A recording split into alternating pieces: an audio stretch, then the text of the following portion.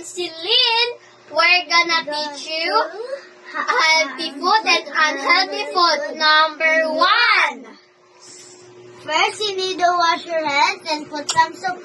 All the time, wash your hands after to go to eat. Number 2. And if you're done to wash your hands, you can eat some vegetables, fruits, or rice.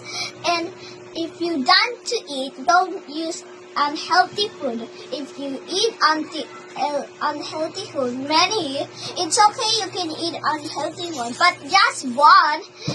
But you eat unhealthy food so many, your tummy is hurt and your teeth is very, very bad and sira and broken. That's all, and it's dirty.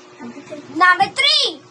Before you're eating healthy food, you need to wash the fruit because maybe there's a germs, a bacteria, and vegetables when you're cooking.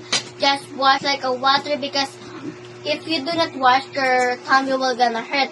Like that. Kunyari, magluluto ka ng vegetables ng kunyari kakain ka ng apple, kailangan mo i-wash yun kasi may mga bacteria, germs na dumidikit sa kanila. Pag na-wash mo na sila, pwede mo na kainin. And bye-bye!